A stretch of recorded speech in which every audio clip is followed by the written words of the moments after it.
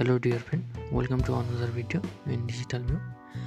आज चाहिँ म तपाईहरुलाई NIC बैंकको अनलाइन अकाउन्ट अनलाइन खाता चाहिँ कसरी खोल्ने आफ्नो मोबाइलबाट त्यो सिकाउन गइरहेको छु। यदि तपाईहरुसँग बैंक अकाउन्ट छैन अथवा NIC मा चाहिँ बैंक अकाउन्ट खोल्न चाहनुहुन्छ भने आफ्नो बचत खाता अथवा कुनै पनि खाता खोल्न चाहनुहुन्छ भने चाहिँ तपाईले आफ्नो फोनबाट सजिलै खोल्न सक्नुहुन्छ र त्यहाँको सुविधाहरू है विभिन्न खाता अनुसारको सुविधाहरू चाहिँ लिन सक्नुहुन्छ।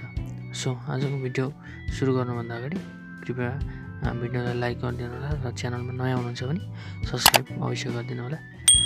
त्यसको लागि सिम्पली तपाईहरु आफ्नो फोनको क्रोम ब्राउजरमा जानुहोस् है, जुन ब्राउजर चलाउनुहुन्छ त्यसमा जानुहोस् र यहाँ गएर तपाईले टाइप गर्नुहोस्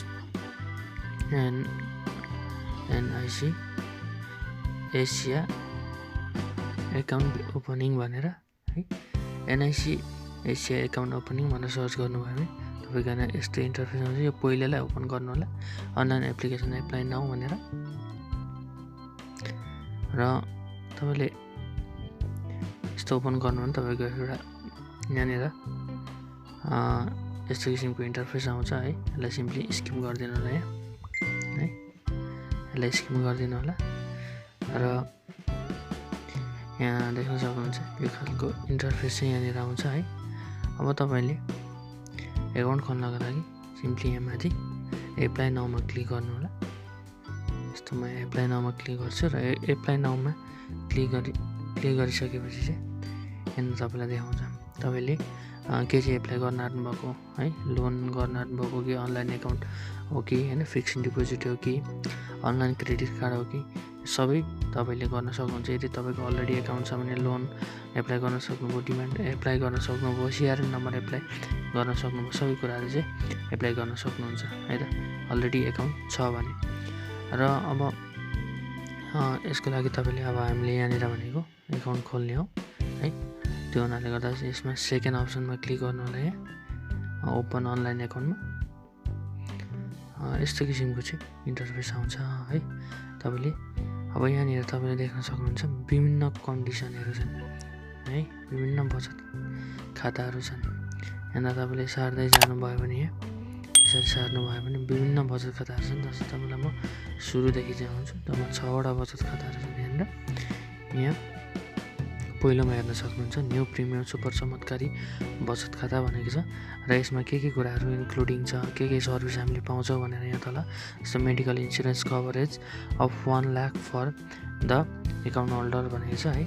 अनि त्यसरी नै तपाईले यहाँनिर यो सुपर चमत्कारी बचत खातामा पाउने सुविधाहरु यहाँ तल छ। त्यसै अर्को सुपर चमत्कारी नारी बचत खाता, त्यसको सुविधाहरु तल हेर्न सक्नुहुन्छ। जस्तै ज्येष्ठ नागरिक है, सबै सुविधाहरु चाहिँ तल देख्न सक्नुहुन्छ तपाईले। र यदि विदेशमा हुनुहुन्छ, विदेशबाट हेर्दै हुनुहुन्छ भने पनि यो तपाईले यो विदेशी है सुपर चमत्कारी वैदेशिक रोजगार बचत खाता छ, यो पनि गर्न सक्नुहुन्छ। र त्यस्तै अर्को रहेको छ न्यू प्रिमियम सुपर चमत्कारी बाबु नानी बचत खाता भनेको छ, यसको पनि सुविधाहरु यहाँ हेर्न सक्नुहुन्छ, इन्स्योरेन्सहरु। र लास्टमा रहेछ सुपर चमत्कारी सहज बचत खाता है। सहजमा तपाईले यहाँ डेबिट कार्ड पाउनुहुन्छ, internet banking, mobile banking, SMS सबै तपाईले एभाइलेबल पाउनुहुन्छ फ्रीमा त्यो पनि। सो अब तपाईले हामीले धेरै खोल्ने भनेको यो अन्तिमकै बचत खाता हो है। सो अब यसलाई एप्लाई गर्न सिम्पली यहाँ क्लिक गर्नुहोस् र यहाँ तपाईलाई सोध्छ do you have any account at NIC bank भन्छ। सो हामीसँग छैन रे, हामी बनाउन आएको। सो सिम्पली नो गर्छौँ। नो गरिसकेपछि तपाईको यस्तो इन्टरफेस आउँछ यहाँ है, देख्न सक्नुहुन्छ यहाँ है। रिफ्रेस गरौँ, यहाँ मेरो माथि स्टेपहरु हुन्छ त्यो देखाइरहेको छैन है। सो यस्तो खालको चाहिँ इन्टरफेस आउँछ तपाईले नो गर्नुभयो भने। र जम्मा 5 वटा स्टेपहरु छन् यहाँ है। यो स्टेपहरुमा चाहिँ हामीले सबै कुराहरु कम्प्लिट गर्दै जान्यौ। र अब यहाँ म तपाईहरुलाई यहाँ गरेर देखाउँदैन, भन्दै चाहिँ जानेछु है सिम्पली। त्योभन्दा पहिला तपाईलाई यहाँ यो बचत खाता खोल्नुभन्दा अगाडि चाहिने कुराहरु म सरर भनिदिन्छु। सबैभन्दा इम्पोर्टेन्ट तपाईको सिटिजनशिप है, नागरिकता अगाडि राख्नु होला र नागरिकताको फोटो पनि आफ्नो फोनमा चाहिँ क्लियर तरिकाले खिचेर राख्नु होला अगाडि पछाडि के। अनि आफूलाई एउटा पासपोर्ट साइजको फोटो अलिकति अनुहार फेस क्लियर आउने सिधा अगाडि हेरेको त्यो राख्नु होला। र त्यस्तै आफ्नो नोमिनी वालाको नागरिकता पनि अगाडि राख्नु होला।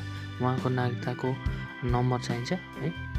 जस्तो अब बाबु जस्तो बुबा मम्मी होइन ब्रदर्स दाजुभाइ कसको राख्नुहुन्छ एकजना वालाको नागरिकता नम्बर अनिवार्य राख्नुपर्छ अगाडि, किनभने उहाँहरूको नम्बर चाहिन्छ, उहाँहरूको नेम चाहिन्छ।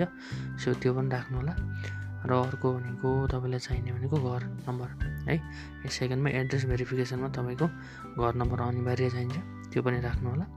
र यहाँनिर अब तपाईँले क्याटेगोरीमा नर्मल गरिदिनु होला है, नर्मल गरेर ओके गरिदिनु होला। यदि गरिसकेपछि तपाईँले अब यहाँनिर आफ्नो है मिसेस के हो त्यो राख्न सक्नुहुन्छ। Male female, full name, middle name, last name, country automatically हुन्छ। फोन नम्बर राख्नु होला, करेक्ट राख्नु होला फोन नम्बर। इमेल एकदम करेक्ट राख्नु होला। र यहाँनिर भनेको यदि बाहिर हुनुहुन्छ भने त्यो पनि राख्नु होला है। बाहिरबाट विदेशबाट भन्दै हुन्छ भने इन्सर्ट कन्ट्री भन्ने छ। सो त्यस्तै ब्रान्च अनिवार्य राख्नु होला। तपाईँ कहाँबाट हुनुहुन्छ आफ्नो ब्रान्च चाहिँ अनिवार्य राख्नु होला। किनभने तपाईँले सिग्नेचर भेरिफाई गर्न एक्चुअली ब्याङ्क भिजिट गर्नै पर्ने हुन्छ। तर ब्याङ्क भिजिट नगरे पनि तपाईँले विभिन्न मोबाइल ब्याङ्किङ, इन्टरनेट ब्याङ्किङहरू चाहिँ युज गर्न सक्नुहुन्छ। सो त्यसै करेन्सी छ एनपिआरै हुन्छ है, एनपिआरै हुन्छ यहाँ करेन्सी, अरू हुँदैन अटोमेटिकली। सो त्यसपछि डेट अफ बर्थ तपाईँले बिएसमा राख्नु भने एडीमा अटोमेटिकली आउँछ। र टर्म एन्ड कन्डिसन गरेर आइएम नट रोबोटमा क्लिक गरेर चाहिँ तपाईँले सबमिट गरिदिनु होला। त्यति गरेपछि तपाईँको सेकेन्ड अप्सन खुल्छ एड्रेस भेरिफिकेसन है। एड्रेसमा आफ्नो मेन एड्रेस भेरिफिकेसनमा मेन चाहिने भनेको तपाईँलाई घर नम्बर हो। अरू तपाईँले आफ्नो नर्मल एड्रेस सबै राखिहाल्नुहुन्छ है।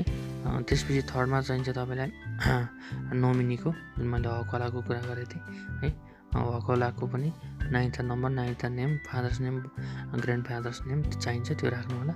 र अन्तिममा तपाईँको डिक्लियर्स हुन्छ है, एकचोटि चेक गर्नलाई दिन्छ। र लास्टमा तपाईँले डकुमेन्ट अपलोड गर्नुपर्ने हुन्छ। डकुमेन्टमा चाहिने भनेको तपाईँको नागरिकताको अगाडिको फोटो र पछाडिको फोटो, एउटा पासपोर्ट साइज फोटो चाहिँ राखेर तपाईँ सबमिट गर्नुभयो भने सिम्पली तपाईँको सबमिट हुन्छ है। र सबमिट भइसकेपछि तपाईँको यस्तो खालको चाहिँ इन्टरफेस आउँछ जुन यहाँ देखिराख्नु भएको छ। मैले अलरेडी बनाइसकेको र मैले देखाइनँ है, यस्तो खालको इन्टरफेस हुन्छ। सो यति गरिसकेपछि तपाईँले सिम्पली NIC ब्याङ्कमा चाहिँ खाता खोल्न सक्नुहुन्छ। Thank you so much. Video कस्तो लाग्यो कृपया लाइक गरिदिनु होला, सेयर गरिदिनु होला, सब्सक्राइब गरिदिनु होला।